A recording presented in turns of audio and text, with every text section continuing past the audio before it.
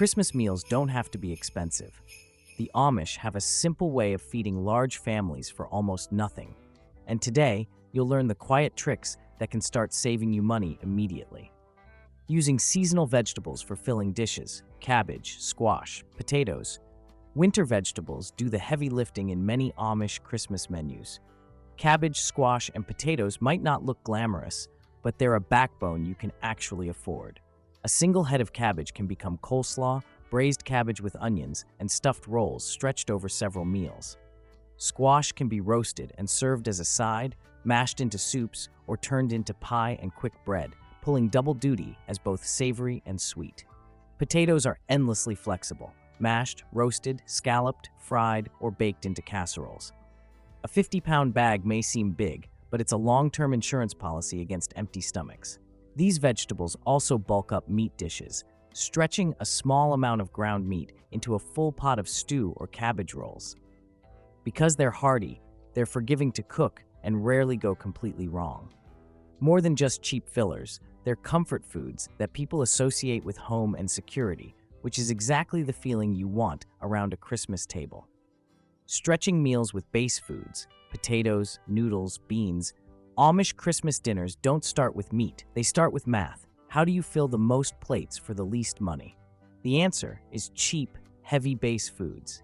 Huge stock pots of mashed potatoes, buttered noodles, and slow-simmered beans do the heavy lifting so meat becomes a flavor accent, not the main event. One gigantic pot of mashed potatoes can anchor the meal, then show up again as potato pancakes at breakfast or as a topping for shepherd's pie.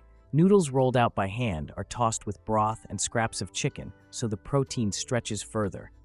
Beans become chili, baked beans, or a thick side dish that keeps everyone full. When unexpected guests arrive, they don't panic. They just peel more potatoes or throw in another handful of noodles. The whole system is built so that more people never automatically means more money, just a little more effort and a lot of smart starch. Growing winter greens indoors, windowsill salads and herbs. While most people accept that winter means overpaying for tired lettuce at the supermarket, some Amish families sidestep that by turning their windowsills into mini gardens. Simple clay pots filled with homemade potting mix hold spinach, leaf lettuce, and herbs like parsley and chives. Seeds are cheap, especially if they were saved from the summer garden. With a sunny window and regular watering, the plants produce tender leaves that can be snipped as needed rather than harvested all at once. A few pots can supply enough greens to top soups, add freshness to sandwiches, or build simple salads even in mid-December. Herbs especially punch above their weight. A handful of fresh parsley or chives makes ordinary potatoes or eggs feel special. The total cost is tiny compared to constant store-bought produce, and the food doesn't sit in plastic bags, slowly fading in the fridge. It's fresh, grown right in the kitchen, and turns sunlight and a bit of care into real savings. Using every part of a chicken or roast, nose-to-tail frugality, Amish cooks treat a roast like a multi-part project instead of a one-night event. The first step is the classic dinner, roasted chicken or pork with a few simple sides. After everyone has eaten, the carving becomes precise.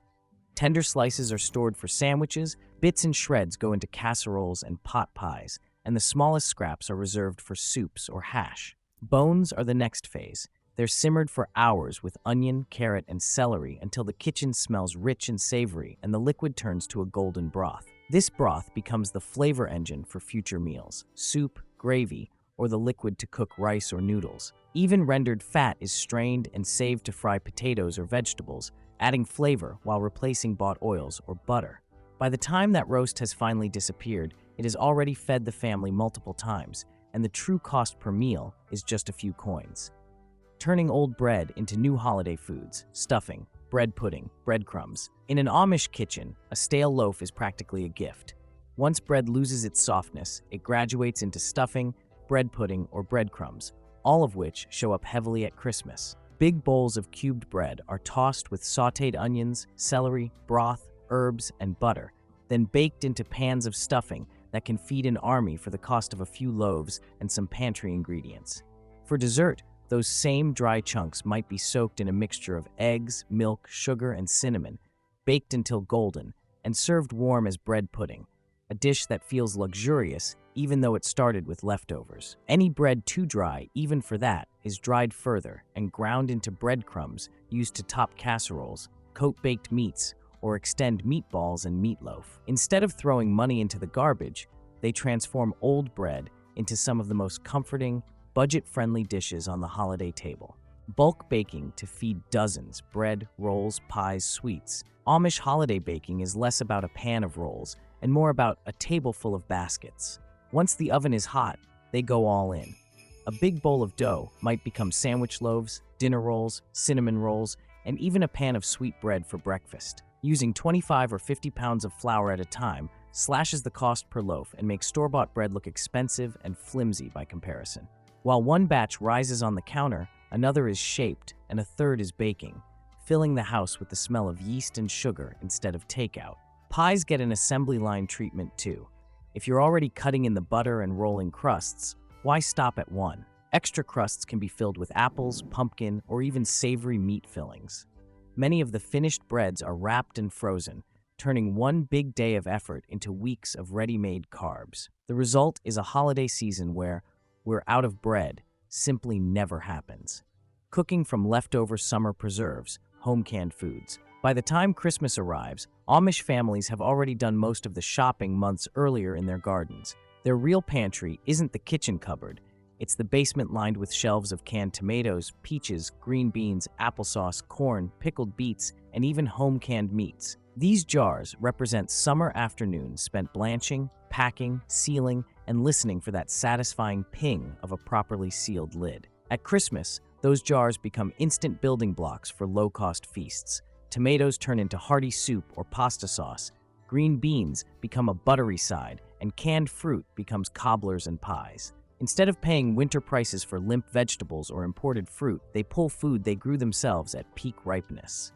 There are no mystery ingredients, no added syrups they didn't choose, and no last-minute store run if the shelves are bare, because their shelves never are. Each jar is a prepaid ingredient, bought with time months ago, so December's cash can stay in the wallet.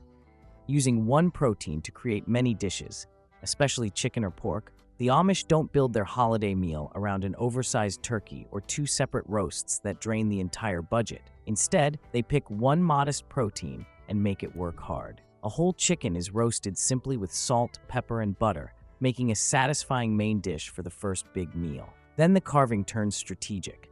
Larger chunks of leftover meat become the star of a creamy casserole with noodles and vegetables. Finer shreds are used for chicken salad sandwiches the next day.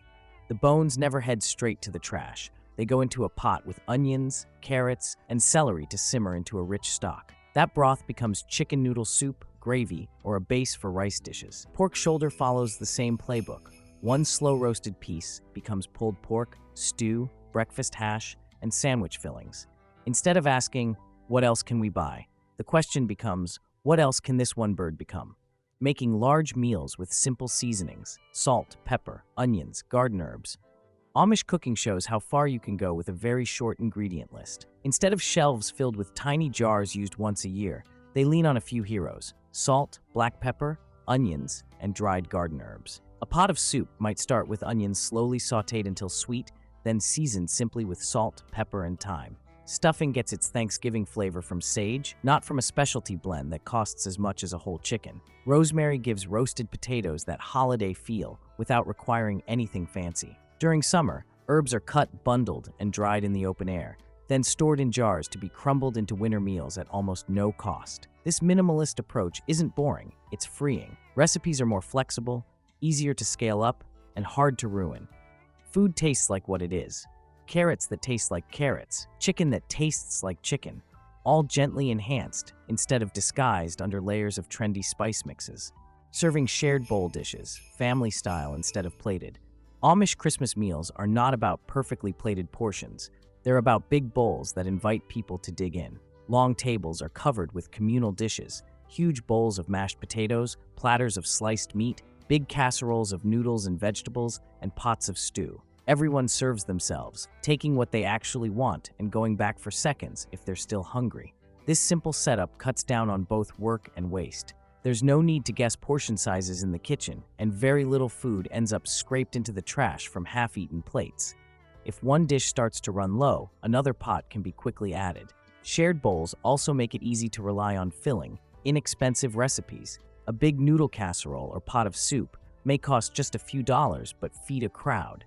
The passing of dishes back and forth creates conversation and a sense of being in this meal together, which is exactly what most people say they want from Christmas. Reducing waste with second-day meals, creative leftover makeovers. For the Amish, the day after Christmas is when the real creativity kicks in. Leftovers aren't evidence of overcooking, they're raw materials for a new round of low-cost meals. Extra mashed potatoes are shaped into patties and fried into crisp potato cakes. Roasted vegetables get chopped into omelets, hashes, or stirred into soups. Bits of meat join vegetables and gravy under a pastry crust to become pot pies, or are mixed with rice or noodles for new casseroles. Gravy and broth become the liquid base for hearty soups where no one can tell what was leftover and what was cooked fresh. Even dessert scraps get reused. Pie fillings tucked into turnovers, crumbled cookies sprinkled over pudding or ice cream. This mindset means very little ends up in the trash, and several more days of eating are essentially free because they're built from food already paid for. Instead of a single expensive feast followed by regret, the holiday quietly stretches into a week of satisfying, nearly costless meals. At the end of the day, the Amish don't rely on complicated recipes or expensive holiday traditions. They rely on preparation, creativity, and a deep respect for every ingredient. And the beauty is, you can start using these same principles right now. A few potatoes, a jar of something you already have, a little bit of planning, and suddenly feeding your family costs far less than you ever imagined. If this video helped you see your kitchen differently, consider checking out our other frugal living guides. Or share this with someone who wants a calmer, simpler way to cook during the holidays. Thanks for watching, and take good care of yourselves and your homes.